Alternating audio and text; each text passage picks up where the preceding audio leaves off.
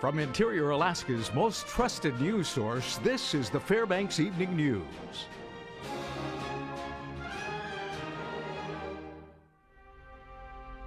Good evening and thank you for joining us. Our top story, more charges have been filed against a Fairbanks man accused of driving intoxicated in a fatal accident. 26-year-old Kieran Duffy now faces a charge of manslaughter in addition to a single count of criminally negligent homicide. An affidavit states Duffy was the driver in the Friday night accident that killed his sole passenger and girlfriend, 26-year-old Amber Evans. Duffy was found at the scene under the influence, and troopers say he claimed he wasn't the driver. An impression of the seatbelt was observed on his left side, and the seatbelt had been stretched out of the driver's side window, indicating Duffy was the driver. Evans was pronounced dead at the scene. Duffy was arraigned yesterday in Fairbanks District Court. How would I be able to go to the funeral? It was my girlfriend that was involved in this. Is there no way I can go to the funeral? I'm not in a position to address how you're going to go to a funeral. At least at this point. You'll be held without bail today. The most important thing you can do is fill out that application for a public defender. The suspect in a recent shooting has been detained. Police say Byron Kozebnikov was taken into custody shortly after 10 p.m. yesterday in the 2300 block of South Cushman. Kozebnikov has already been indicted by a grand jury on 6 charges, including attempted murder, and is being held without bail. Police say he was the shooter in the February 1st incident near 24th Avenue and Turner Street that left 2 people injured. Kozebnikov was arrested after coming out of a business on South Cushman and did not have any firearms at the time of his arrest. Authorities say additional charges in the case are pending. Basically, the detectives still have some loose ends they need to, and leads they need to follow up on, and it'll just take a little bit of time for them to complete their investigation here. We've noticed that since we've started putting these types of incidents on Facebook, it's resulted in a flood of tips in most cases, and we've apprehended a few people directly as a result of that. So yes, it is very helpful, and we'll continue doing it as far as I'm aware. So. Testimony continued today in the trial of Norman Beverly. The 54-year-old Fairbanks man stands accused of the 2011 attempted murder, assault, and kidnapping of his then-girlfriend, Tamarian White. For the 3rd day, White took the stand to testify against her alleged abuser. White claims Beverly shot her in the face, beat her, and then held her captive for 2 days. The defense continued their cross-examination into this afternoon. Their questions centered around police work and evidence collected at the scene. That's in reference to an incident in which the defendant was stabbed multiple times by White. White claims that was self-defense. When you spoke with the officers, did you tell them if Norman was okay, or how many times you stabbed him? Did you tell them if Norman was okay? I answered that question. And what was your answer? You said, did I tell them if he was okay? Yeah. I was concerned about him. I showed my concerns. Did they ask you how many times you'd stabbed Norman? No. I told them what I did myself, so they didn't ask me that question. Now, trial is expected to go through this week. Now, the jury of 4 men and 10 women is expected to deliberate sometime next week. After an alleged confession, a Fairbanks man has been indicted by a grand jury for arson. 48-year-old Thomas Monroe is accused of setting fire to his brother's cabin last April. Court documents say Monroe went to Fairbanks police in January and said he wanted to confess to the crime. The cabin was totaled in the fire, and Monroe was taken to Fairbanks Memorial Hospital with injuries. Monroe also admitted to setting his mother's house on fire, although it wasn't clear if he would be charged in that crime as well. Monroe will be arraigned tomorrow in Fairbanks Superior Court. All right, when we come back, the Army has big plans to reduce the force by a large margin, including close to 6,000 locally by the year 2017. Also, a local soldier surprises his kids with an early return. We'll have video of the happy occasion when we return. Stay with us. And welcome back. The U.S. Army is cutting 120,000 active duty personnel by the end of fiscal year 2017, with the potential reduction of 150,000 troops by 2019. 30 installations across the country will see soldier reductions, including Fort Wainwright, which faces the potential loss of 5,800 soldiers and DA civilian employees. Major General Michael Shields, the commanding general for U.S. Army Alaska, spoke today with the board of directors of the Greater Fairbanks Chamber of Commerce. He gave an overview of the decision process, including details on a community listening session to be held February 24th at the Carlson Center. The Army will be looking for community unique facts to consider, including family veteran support, education, and community investment.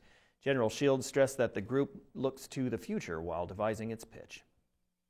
What's going to be, right, or what's developing. So, for example, the unmanned aerial system piece between, UAF, the borough, and where that potentially is going to go with Alaska as one of the few states that's been recognized to continue to develop that piece. The other piece is, the bridge across the Tanana River. The future, of course, is expansion and mobility corridors on the other side for the Stryker Brigade. Alaska's health department says the state would see savings by expanding Medicaid coverage to more Alaskans. The department says in a report that the state will be able to offset new costs associated with expansion by reducing or eliminating contributions to programs that provide health care to those who would be eligible for Medicaid. The report cites a possible $6.1 million in savings next year should the state opt for expansion. The issue is expected to be debated by lawmakers. An analysis released by the state found nearly 42,000 Alaskans would be eligible for coverage next year, but about 20,000 would be expected to enroll the first year. State Senator Pete Kelly of Fairbanks was asked if he thought the measure would pass. Well, of course it has a chance. I don't think anyone is criticizing the governor's desire to put more people on Medicaid services. He intends to pay for it and actually find a reduction in Medicaid services in the out years. The problem is that's going to be very difficult to do, to expand Medicaid and then to reduce the cost for it. It hasn't been accomplished ever before, and the question is how he will succeed in doing that this time. Three sisters got the surprise of their lives after waiting over 8 months for a special someone to come home. Ryan Grimes has the story. Kiara, Michaela, and Alexandra Grant walked out of class today at Arctic Light Elementary School for a seemingly normal conversation with Assistant Principal Leilani Wisenhant. What's sort of routine for my position is just to check in with students and teachers, and so that's what we told them, that we had checked in with their teachers, and we thought there might be a problem, and so we wanted to just chit-chat and see how school was going for them. During the conversation, Wisenhant mentioned a rumor being spread across the girls' classrooms and needed to call someone in to talk to them about it.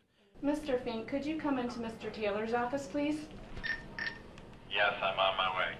Could you come on in, sir?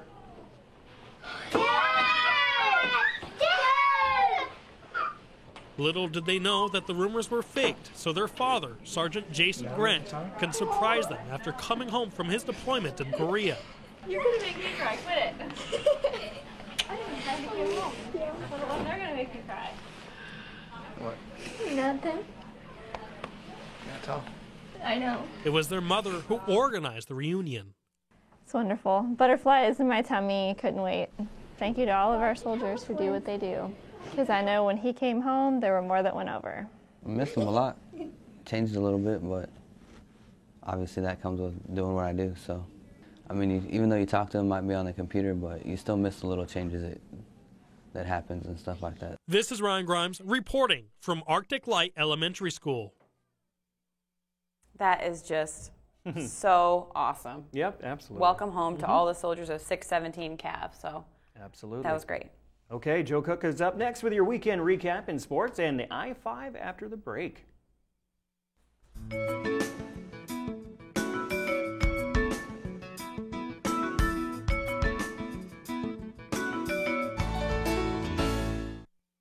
Welcome back, Interior Alaska. I'm Joe Cook, and it's Monday, so it's time for the weekend recap. We start with what will be our daily Yukon Quest updates. The 32nd running of the 1,000-mile dog sled race started on Saturday. The mushers are making their way to Fairbanks slowly but surely. Hugh Neff was the first musher in and out of CarMax, and he has a good start to this race so far. He has 13 dogs. Brent Sass, though, he is the current leader, making his way towards Pelly Crossing with 14 dogs.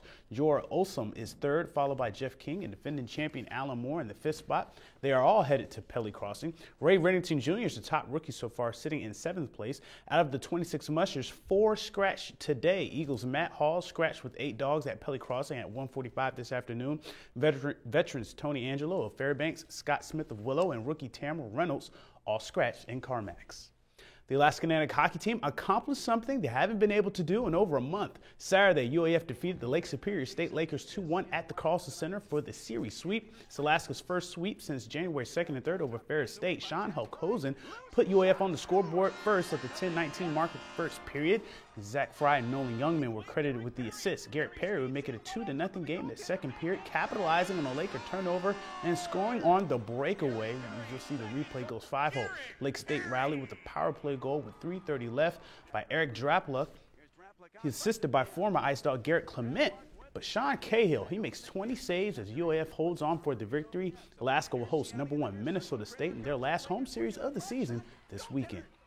Sunday in Colorado Springs, Colorado, the Alaska Natick rifle team captured their second straight Patriot Rifle Conference title. Saturday, Alaska won small bore 23-25 over Ohio State, who was their closest competition at 23-11. UAF's Tim Cherry, the defending national small bore champion, won the PRC small bore title, shooting a .586. Then on Sunday, Alaska lost by one shot in air rifle to TCU, but UAF's combined score, 46-80, was first overall by 15 points. Sagan Madalena, Ryan Anderson, and Lorley Stanfield placed 6th through 8th in air rifle. UAF will have NCAA qualifiers on February 21st.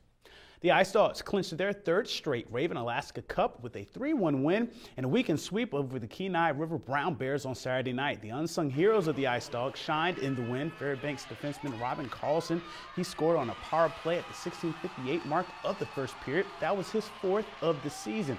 And after a scoreless second period, fan favorite Lonnie Clary, he made it a 2-0 game with his 7th tally of the season. Early in the third period, Jacob Streisberg, his 8th score, gave Fairbanks a comfortable 3-0 lead. Kevin Aldridge, he had 17 saves in the win as Kenai scored in the final minute to take away his shutout. Fairbanks wins the Raven Alaska Cup Series 9-1. I think it was good for our guys to gut out a win, 1-0 going into the third period.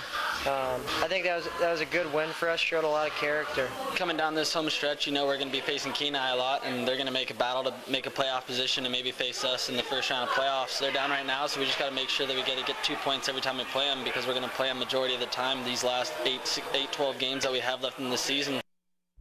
After Saturday's State Wrestling Championship final rounds, one interior wrestler brought home the gold. North Pole sophomore Dew Rogers defeated Noah Autumn of South Anchorage 3-1 in the 138-pound class final. Rogers finished the season with a 30-2 record. Ben Davis, he won gold last year for North Pole in the 285-pound class. Lathrop led the interior teams in the final standings, finishing 5th, led by silver medalist Tyreek Jones, Jack Dickinson, and Micah E. Wesley Bockert won bronze for the Malamutes as well. North Pole was 12th and West Valley finished 13th. Colony won the team title by 9.5 points over South.